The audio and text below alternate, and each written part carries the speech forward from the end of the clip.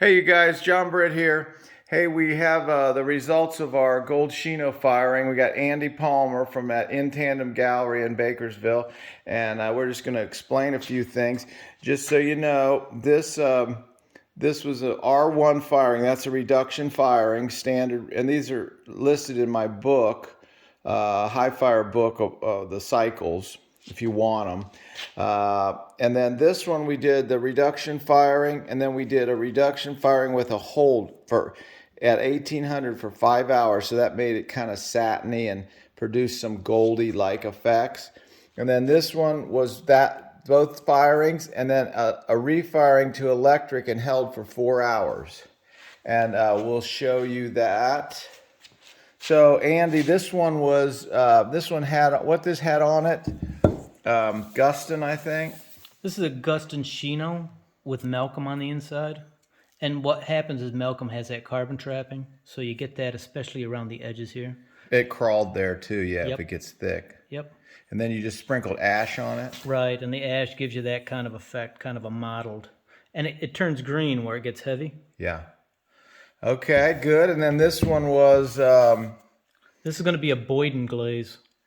Boyden Shino. Yep. And then some ash sprinkled in there, and that melted real nice there. All right. And then this one is another Boyden, I think. Yes. This is Boyden on all. And on the inside... Looks like it looks like Malcolm, I think, inside there. I think it is Malcolm on the inside because it's a lot lighter. You got a really nice gold luster. Yeah, that's very nice. So that's just one firing. And then we took ones that look similar to this and did the second firing, and they might have come out, this might have come out like this. And so that's got very satiny surface. And then the ash is like completely different. Here's what the ash looks like here.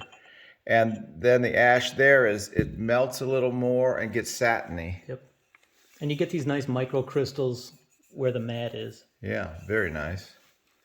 All right, what do we got back there? That's Penn State. Back here, here's Penn State Shino with a John's Gold.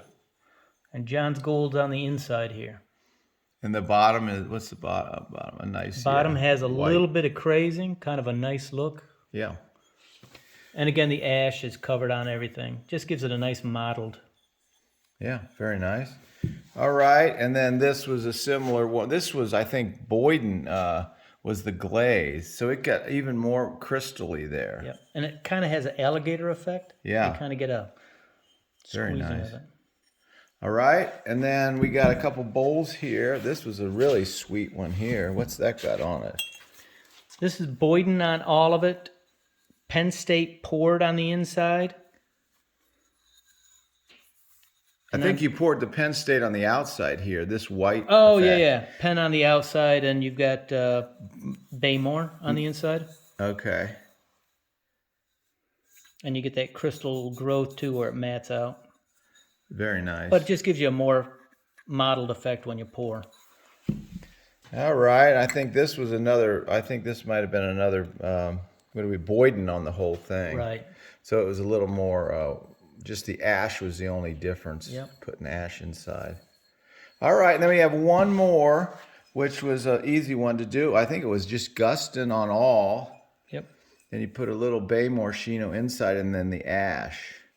And the main thing was that we had this super nice surface.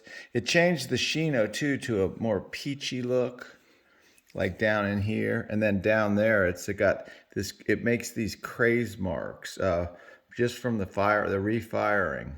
I guess I'm not sure what it does. Maybe it pulls iron into the crazes. I don't know, but super nice.